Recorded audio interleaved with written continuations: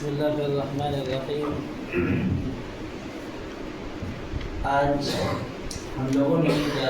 11واں پارہ مکمل کیا ہے۔ اللہ سبحانہ و تعالیٰ نے بہت سارے احکام اور مسائل اس میں بیان کیے ہیں۔ سب سے پہلی بات جہاں سے پارہ شروع ہو رہا ہے ان منافقین کا ذکر کیا ہے جو اللہ کے نبی صلی اللہ علیہ وسلم سے جھوٹے بہانے بنا کر اور قسمیں کھا کر پیچھے رہ گئے تھے۔ یہ غزوہ تبوک کا موقع ہے جبکہ اللہ کے نبی صلی اللہ علیہ وسلم کا جہاد کا ارادہ ہے اور اللہ کے نبی صلی اللہ علیہ وسلم گئے بھی، اور وہ ایسی سختی کا زمانہ تھا کہ سخت گرمی تھی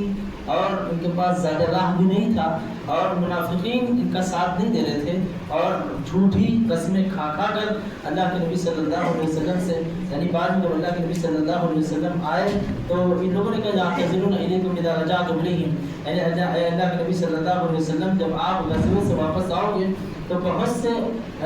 مدینے میں ایسے لوگ ہیں جو منافق ہیں اور آپ ان کے بارے میں نہیں جانتے ہو، آپ یہ سمجھتے ہو کہ وہ اسلام لے آئے ہیں اور بڑے بڑے پکے مسلمان ہیں، لیکن اللہ سبحانہ و تعالیٰ فرما رہا ہے کہ قد نبأنا اللہ من اخبارکم، ہم ان کے حالات تمہارے سامنے بیان کر رہے ہیں، تم ان کے تعلق سے جیسا بھی چاہو گمان رکھو، لیکن اللہ سبحانہ و تعالیٰ ان کے بارے میں بتلا رہا ہے کہ وَمِمَّنْ حَوْلَكُم مِّنَ الْأَعْرَابِ مُنَافِقُونَ، یعنی تمہارے ارد گرد بہت سے لوگ منافق ہیں اور کچھ اہل مدینہ میں سے ہیں جو مردوا علی النفاق، یعنی نفاق جن کے اندر رچ بس گیا ہے اور نفاق ہی پر، یعنی نفاق کی گھٹی ان کی گھٹی میں پڑی ہوئی ہے۔ لا تعلمهم نحن نعلمهم، تم ان کو نہیں جانتے ہو ہم جانتے ہیں، یعنی اللہ سبحانہ و تعالیٰ بتا رہا ہے کہ نیت اور ان کے ارادوں کو یا ان کے اندر کے احوال کو یا ان کی سازشوں کو ہم جانتے ہیں۔ سنعذبهم مرتين ثم يردون الى عذاب عظیم، اللہ کے نبی صلی اللہ علیہ وسلم کے ساتھ بہت سارے لوگ گئے اور کچھ ایسے صحابہ بھی پیچھے رہ گئے تھے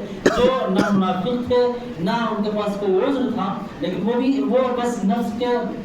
غلبے کی وجہ سے یا سستی اور کاہلی کی وجہ سے پیچھے رہ گئے تھے، جس میں حضرت کعب بن مالک، مرارہ بن ربیع اور ہلال بن امیہ تھے۔ یہ تین ایسے لوگ تھے جن کا اللہ سبحانہ و تعالیٰ نے یہاں ذکر فرمایا ہے۔ بڑا لمبا تفصیل سے اگر ان کا قصہ بیان کیا جائے تو بہت سے ایسے مواقع آتے ہیں کہ انسان کی آنکھوں سے آنسو جاری ہو جاتے ہیں کہ اللہ کے نبی صلی اللہ علیہ وسلم کے کتنے زبردست اصحاب تھے، یہ صحابہ تھے کہ اللہ کے نبی صلی اللہ علیہ وسلم کے سامنے بالکل صاف کھل کر بتلا دیتے تھے، اور اللہ کے نبی صلی اللہ علیہ وسلم جس وقت ان سے ناراض ہوئے کہ تم لوگ کیوں نہیں گئے، یہ لوگ پہلے ہی آ کر بیان کیا، یعنی پہلے ہی آ کر اللہ کے نبی صلی اللہ علیہ وسلم کے سامنے کچھ لوگ ایسے تھے جو سات لوگ ایسے تھے جنہوں نے آ کر اللہ کے نبی صلی اللہ علیہ وسلم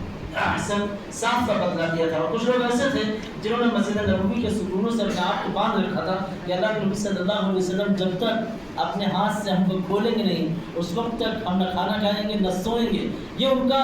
اپنا عزم اور ارادہ تھا، یہ ایک توبہ کی قبولیت کی ایک صورت اور سبیل ان لوگوں نے نکالی تھی۔ اللہ کے نبی صلی اللہ علیہ وسلم نے ان سے فرمایا کہ اللہ عنہ، اللہ تمہیں معاف کرے، لیکن یہ دعا نہیں تھا بلکہ اس طرح کا جملہ اس لیے فرمایا کہ ابھی تمہارے تعلق سے کوئی حکم اللہ کی جانب سے اترا نہیں ہے، یعنی غزوے سے جہاد سے پیچھے رہ جانا یا اللہ کے نبی صلی اللہ علیہ وسلم کا ساتھ نہ دینا یہ بڑا عذر، یعنی بہت بڑا گناہ ہے، اور اللہ کے نبی صلی اللہ علیہ وسلم پر ایسا حکم نازل نہیں ہوا تھا تو اللہ کے نبی صلی اللہ علیہ وسلم نے ان کا معاملہ پینڈنگ میں ڈال دیا، یہاں تک کہ آیت اتری وعلى الثلاثة الذين خلفوا، یعنی ان لوگوں کو تو اللہ کے نبی صلی اللہ علیہ وسلم نے چھوڑ دیا، لیکن یہ تین لوگ یعنی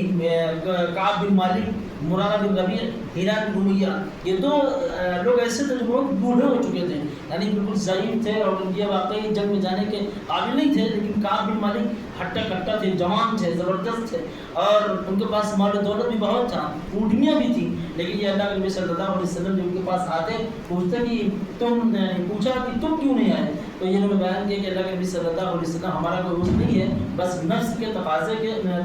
تحت یا سستی اور کاہلی میں پیچھے رہ گئے ہیں، تو اللہ کے نبی صلی اللہ علیہ وسلم نے ان سے بات کرنا بند کر دیا اور بہت سے صحابہ نے ان سے بات چیت سب بند ہو گئی، یعنی یہ تین لوگ ان سے کوئی بات چیت نہیں کرتا تھا۔ کعب بن مالک کہتے ہیں کہ میں تو جوان تھا، کب تک گھر پہ بیٹھا رہتا تھا، لیکن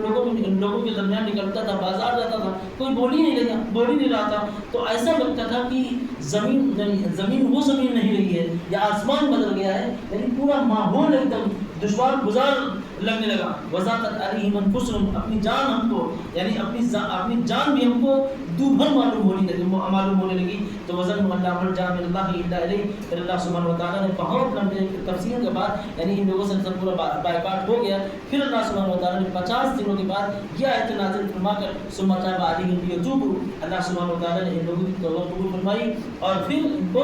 रिहाई नसीब हुई। फिर अल्लाह हुवा तव्वाबुर रहीम, फिर बहुत से सहाबा ने उनको खुशखबरी दी थी और अल्लाह के नबी सल्लल्लाहु अलैहि वसल्लम ने खुशखबरी दी कि अबशिर बिखैर यौमिन मुज़वलदत का उम्मुक, यानी सबसे बेहतरीन दिन की खुशखबरी कबूल करो जिस दिन तुम्हारी माँ ने पैदा किया। यानी सबसे यानी जितने भी दिन तुमने गुजारे हैं उन तमाम दिनों में सबसे बढ़कर दिन या सबसे ज़्यादा खुशखबरी वाला दिन ये तुम्हारे लिए है। ऐसा महसूस होता है कि तुम आज ही अपनी माँ के पेट से इस दुनिया में आए हो, यानी अल्लाह सुब्हानहू व तआला ने तुम्हारी तौबा कबूल फरमाई है और बिल्कुल तुम धुले धुलाए हो गए हो। तो अल्लाह के नबी सल्लल्लाहु अलैहि वसल्लम ने उनको खुशखबरी दी। तो अल्लाह के नबी सल्लल्लाहु अलैहि वसल्लम ने फिर अल्लाह के नबी सल्लल्लाहु अलैहि वसल्लम से और तमाम मोमिनों से अल्लाह सुब्हानहू व तआला ये बात इरशाद फरमाता है कि या अय्युहल्लज़ीना आमनू तक़ुल्लाह व कूनू मअस सादिक़ीन, यानी सच्चों की कितनी बड़ी कीमत होती है। इंसान को ये महसूस होता है कि झूठ से या दाव से या फरेब से या जालसाजी से मकारी करके हम बच जाएंगे और बड़ा नफा कमा लेंगे, लेकिन अल्लाह सुब्हानहू व तआला फरमा रहा है कि सदाकत और सच्चाई अपने अंजाम के एतबार से ये बेहतरीन चीज़ है। अल्लाह सुब्हानहू व तआला इस पर नवाजता भी है और अल्लाह सुब्हानहू व तआला की जानिब से भी नहीं है बल्कि लोगों की तरफ से भी इंसान को पजीराई मिलती है और उसका रुतबा बुलंद होता है। यानी जो इंसान अपने नफ़े के लिए झूठ नहीं बोलता बल्कि सदाकत और सच्चाई पर काम कायम रहता है तो उसका लोगों में भी रुतबा कायम हो जाता है। फिर अल्लाह सुब्हानहू व तआला ने यहाँ सूरह यूनुस का सूरह यूनुस का इब्तिदा फरमाया है,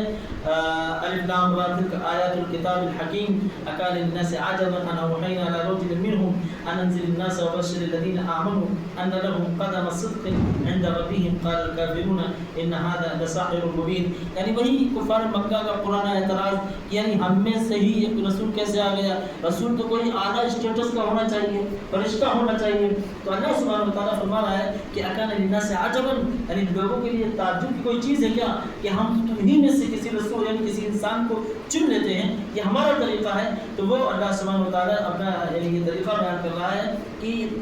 रसूल को हम इसलिए चुनते हैं कि वो लोगों को डराए, यानी बुरे अंजाम से डराए और बुरी चीज़ों से डराए। और बश्शिरिल आमनू अन्न लहुम क़दम सिद्क़िन इंद रब्बिहिम, और ये इंसानों में से रसूल का होना ये इंसानों की ही भलाई और फ़ायदे के लिए है, वरना अगर वो इंसान मलक होता या फरिश्ता होता तो उसके बहुत सारे मामला हम नहीं देख सकते थे, इसलिए कि उसकी जिन्स अलग, हमारी जिन्स अलग, उसके हालात अलग, हमारे हालात अलग, तो बहुत सारी ऐसी चीज़ें हो जाती या अशिया हो जाती जिनमें हम उनका इत्तिबा नहीं कर सकते। इसीलिए अल्लाह सुब्हानहू व तआला ने हम में से ही एक ज़बरदस्त और सतूदा सिफ़ात इंसान को चुना और उसके क़ल्ब को मुताहर फरमाया। वो इसलिए कि अल्लाह सुब्हानहू व तआला जानता है कि कहाँ रिसालत के मनसब को रखना है। और अल्लाह आलम हैसु यजअलु रिसालता, अल्लाह सुब्हानहू व तआला कुरान में फरमाता है कि अल्लाह को बेहतरीन तौर से मालूम है कि कहाँ रिसालत और नबूवत को उतारना है या किसको देना है। वबश्शिरिल आमनू अन्न लहुम क़दम सिद्क़िन, उस रसूल का काम ये होता है कि वो इंसान को डराता है, बुरे अंजाम से डराता है, क़यामत के खौफनाक अंजाम से डराता है। वबश्शिरिल आमनू अन्न लहुम, फिर डराने के साथ साथ वो खुशखबरी भी देता है कि अन्न लहुम क़दम सिद्क़िन, यानी वो लोग जो ईमान ले आए हैं या रसूल या अपने रसूल और नबी की बातों को मानते हैं, क़दम सिद्क़िन, उनके लिए बहुत बड़ा फज़ल होगा, बुलंद दर्जात होंगे। वबश्शिरिल आमनू अन्न लहुम क़दम सिद्क़िन इंद रब्बिहिम, यानी उनके रब के पास उनका बड़ी आवभगत होगी, बड़ी मंजिलत होगी, बड़ा स्टेटस होगा। क़ाल अल काफ़िरून इन हाज़ा लसाहिरुन मुबीन, तो काफिरों ने ये बात कही कि ये तो खुला हुआ जादू मालूम होता है, यानी ये रसूल का आना और इनकी ये बातें ये खुली हुई जादू मालूम होगी। तो अल्लाह सुब्हानहू व तआला ने उनका फरमाया है, फिर अल्लाह सुब्हानहू व तआला ने अपनी तौहीद का यहाँ बयान फरमाया है कि